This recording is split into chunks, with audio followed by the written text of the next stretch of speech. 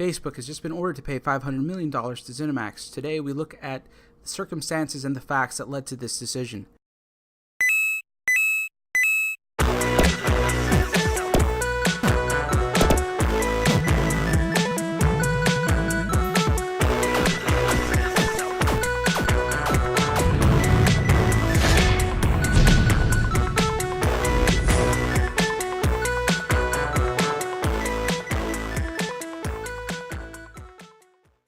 Although VR technology would be a game changer in the video game industry, developing that kind of technology posed significant challenges, such as an optical distortion. In the 1990s, plaintiff ZeniMax and its now subsidiary software id Software conducted research into VR technology, including video game headsets.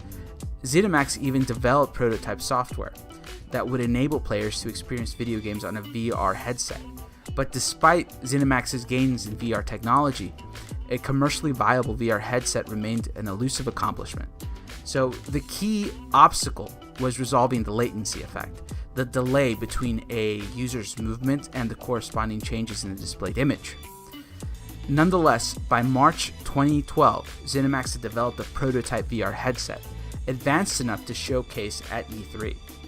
Then enter Palmer Freeman Luckey. By April 2012, after years of tinkering and experimentation, this young kid named Luckey had developed a prototype VR headset that he called the Rift. Now, John Carmack, a ZeniMax employee at the time who had unique programming skill, discovered the Rift while browsing an internet forum. So he contacted Luckey and obtained the Rift prototype. At the time, the Rift lacked commercial viable display technology, a head mount, motion sensors, and virtual reality software. These things the Rift was lacking. But none of that mattered because once Carmack got his hands on the Rift, he evaluated it, he analyzed it, and began modifying it using ZeniMax VR technology. Then Carmack began using his Rift modification by adding specially designed sensors and other hardware necessary to track user movement. He also identified and applied and developed solutions to address the field of view, center of projection, and chromatic aberration issues. But most importantly, this is the most important thing Carmack did. Carmack developed software that reduced the latency effect and prevented image distortion. Now, this latency breakthrough, combined with other technology and hardware advances, aka the Holy Grail combination, transformed the Rift into a powerful immersive virtual reality experience.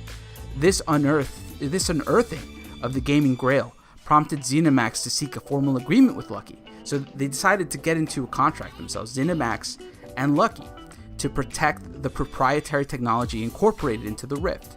In other words, ZeniMax had incorporated a lot of new tech into Luckey's little independent Rift kind of thing, and ZeniMax decided that to partner with Luckey, but making sure that Luckey was under an agreement that he could not disclose any of ZeniMax's particular IP.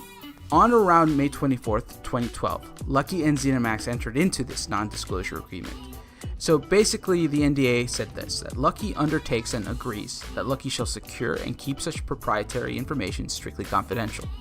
The NDA also provided that ZeniMax retained exclusive ownership of any proprietary information discloses under the NDA, and that all proprietary information which shall come into Luckey's custody or possession is and at all times shall be the exclusive property of ZeniMax. So on the eve of 2012's E3 convention, Carmack invited online publication The Verge to id Software's offices, where he demonstrated a heavily modified Oculus Rift headset. The Verge's review of the Rift was very positive, stating that this head-mounted display is really like no other. Then, from June 5th to June 7th, Carmack used the Rift to showcase a specially configured version of ZeniMax's video game Doom 3 at E3.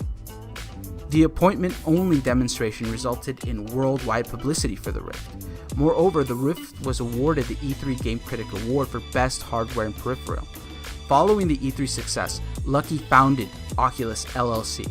This is the corporate predecessor to the defendant at the time now, which is our Oculus VR LLC, which would later be purchased by Facebook. So this is the beginning of what we now know as Oculus VR that is held by Facebook right now. And he did this in June 2012, right after E3.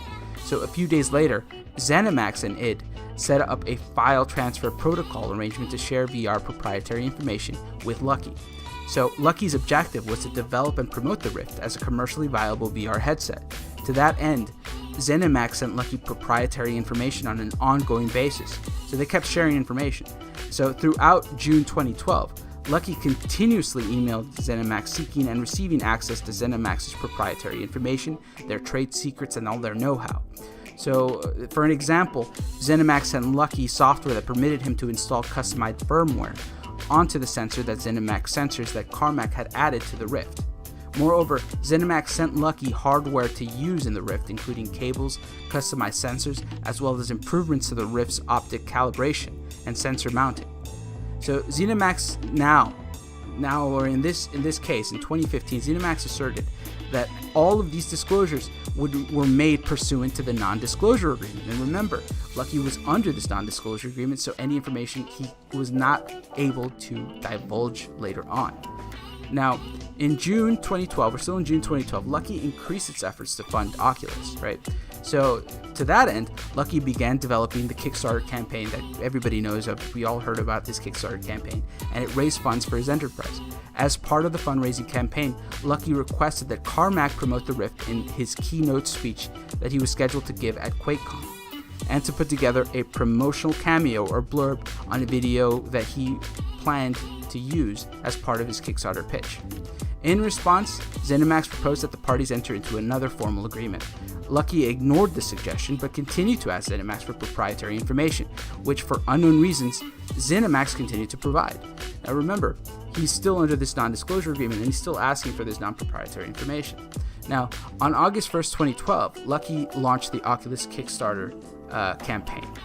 And the Lucky Kickstarter page featured a 5-minute video describing the Rift, and the video featured multiple clips from video game Doom 3 displays of the Rift. So remember the Doom 3 game, right?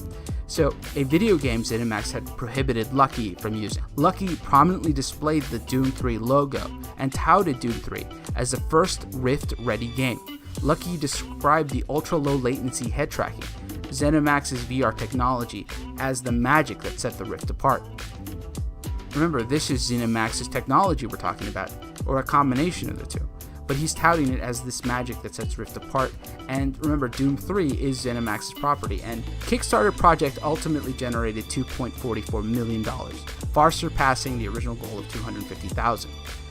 So QuakeCon took place from August 2nd to August 5th, 2012, and during the convention, Lucky and Carmack jointly demonstrated the Rift and participated in panel discussions about how the Rift was developed.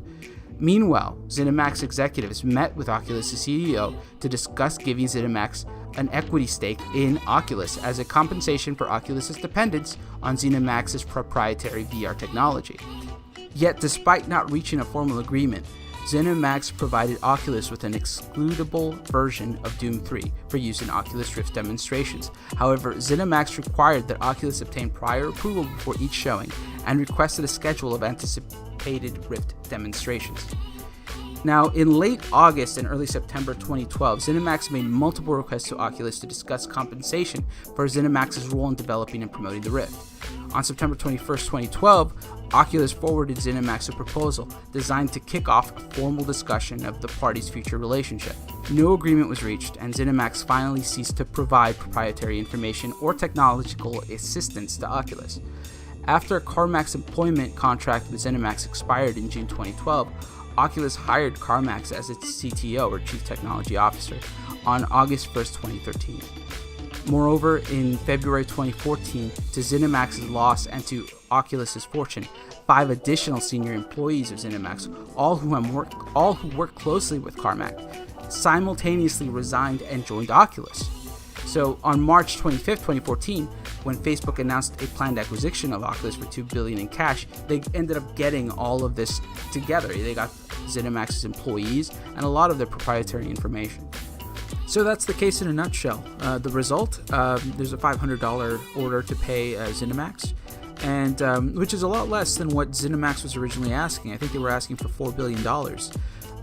So this was a bit of a loss for Facebook, but not the end of the world. The main component of the argument was that Facebook had stolen trade secrets from ZeniMax, which the court ended up holding that they had not. That's my take on the case. I hope that you guys enjoyed it. Please remember to like, subscribe, and comment below. If you find any errors, let me know, and I'll try to fix them in an updated video. Thanks again. See you later.